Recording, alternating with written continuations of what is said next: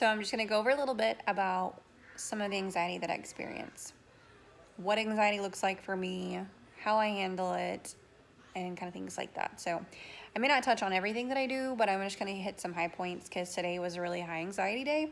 And so one of the ways I notice it is my blood pressure goes up. I usually run like in the 90s, low 100s. And so 115, like over 82, is kind of a higher number for me.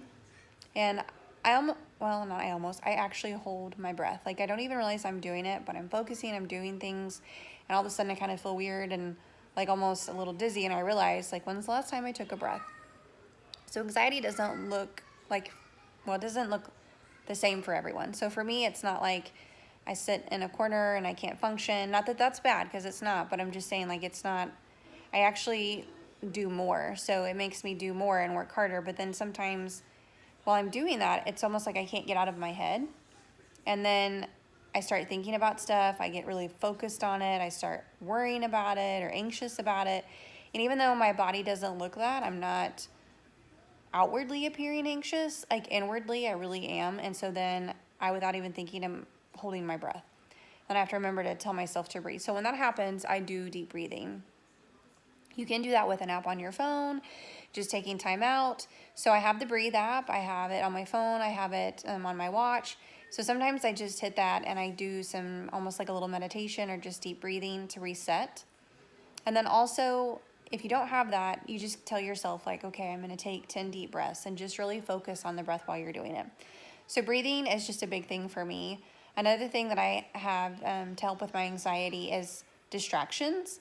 So I like to clean when I'm anxious, or I do like to organize, and so I'll go pick up the living room, or I will go organize the shoes in my closet, or I will go organize my hall closet, or I'll do laundry. So instead of sitting and focusing on it, I basically just have to do something to get my brain off of it. I've recently had a surgery, and so I'm a little limited on my normal exercise routine, which that's a whole nother thing to go about. Several videos about that.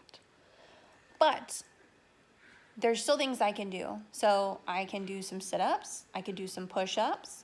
I can do things, well, I guess converted push-ups, but I can do some exercises that at least I'm focusing on something else. So really, for me, it's about changing my focus.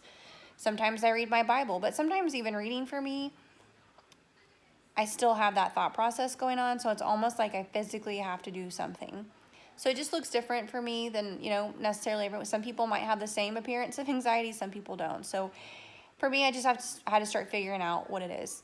If I sit still for too long, I have a really bad habit of picking.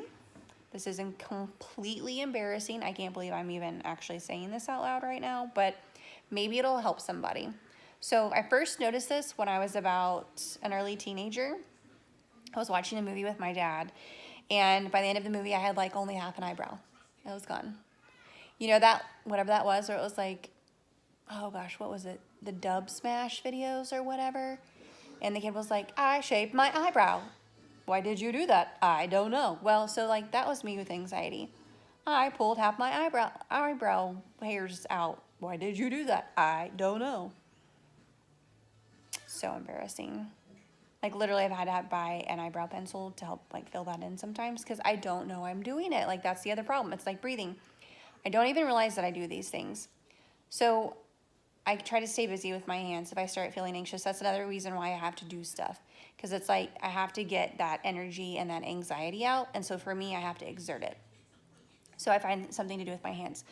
So I have like the coloring apps on my phone, or I have coloring books, or I clean, or I exercise. But I'm active, I'm doing something so that I can't sit and focus. So anyway, these are some of the things I experience with anxiety. I'll go over the routines I have, some of the ways I notice it, what brings about. For me, it's almost cyclical. Part of my anxiety gets worse with my periods, my menstrual cycles. I really notice it during that time. So I kind of know it's coming. So later on, I'll talk about how I prepare for that, what I do to kind of heed that off, what kind of things I know to look out for. So I'm really becoming just more in tune with it and understanding of it instead of, well, I hate this, I don't have it. I've tried medication. I'll talk about that too at some point. Like I've done lots of different things, and there's really not a bad way to handle your anxiety. The only bad way is not to handle it. I guess I should say there are technically not healthy ways to handle your anxiety. And I've tried those too. So we'll touch on those too. But anyway, anxiety is not fantastic, but you can live with it. You can handle it. If I can do it, you can do it. And if any of this helps you, any of these tips, if you can just relate and be like, I'm not a weirdo, there's someone else out there, then I hope it helps. Y'all take care.